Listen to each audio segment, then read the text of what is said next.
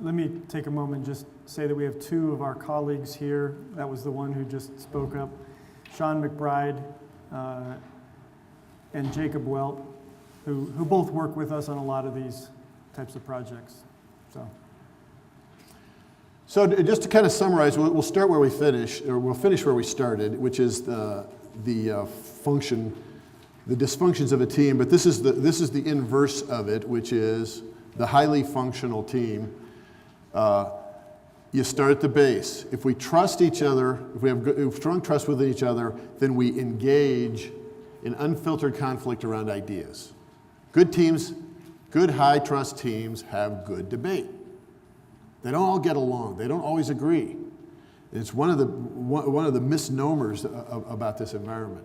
But good teams can engage in unfiltered conflict in debate, and because they can do that, they leave the room committed to a decision. Sometimes without consensus. Sometimes you don't always convince your teammates that this is the right decision, but if your teammates are allowed to engage and are allowed to disagree and allowed to have their comments, they're more likely to leave the room committed to the decision, even the one they disagreed with, because they were heard. So you tend to get higher commitment when you leave the room. And when you have higher commitment, you have higher accountability, because people leave the room owning the decision. They leave the room owning their part of the process. And when you have higher accountability, you almost always get better collective results.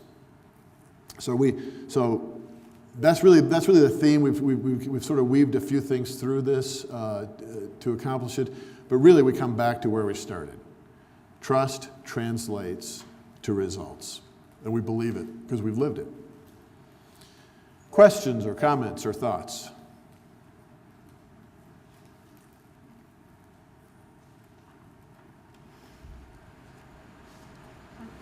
A.J., when you were talking about starting with communication, and earlier I mentioned the 80-20 rule or 20-80 rule, opposite I should say.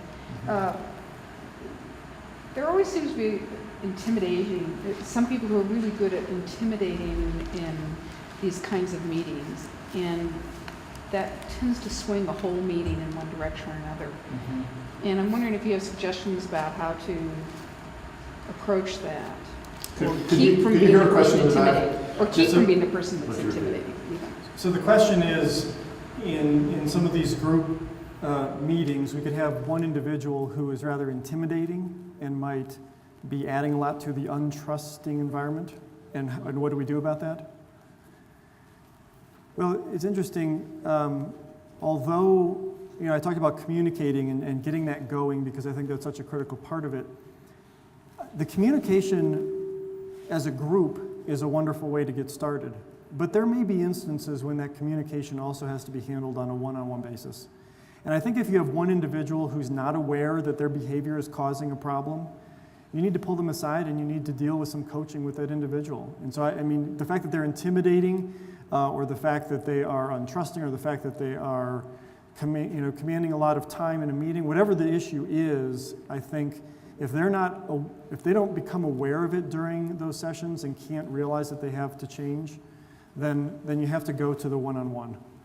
And I think, again, it's just a matter of sharing with them and talking about them. Now, Kent mentioned sometimes it's really hard for an employee to be the one to go do that. Sometimes a third party can be the one, an outside coach could be the one to address that with them. And that's the way I'd probably go about it. Does that answer your question? Okay. Other questions?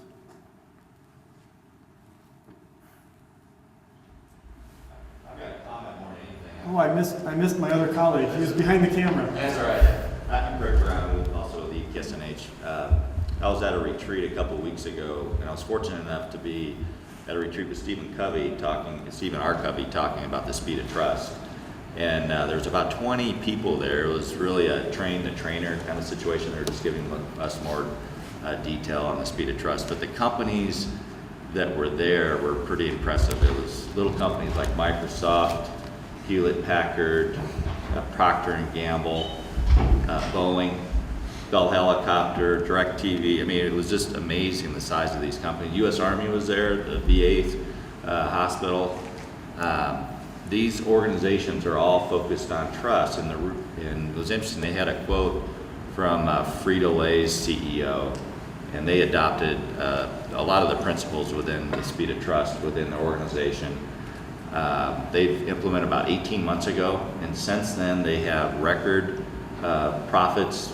Since that point in time, he attributes it to the speed of trust. They've had improved revenue, decreased costs. He said they're making decisions faster, and he gives credit to building trust within the organization. So I'll just plant that seed because it's gotten the attention of huge organizations, and that they are seeing tangible benefits.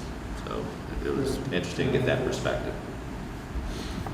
That's great. Any other questions? How are we doing? Are we good on time? I think we're about right. So we're going to take a 15-minute break. So what time is it now? So it's 10:12. So we'll be back at 10:30? Let's just say 10:30. We'll start the program again. Thanks.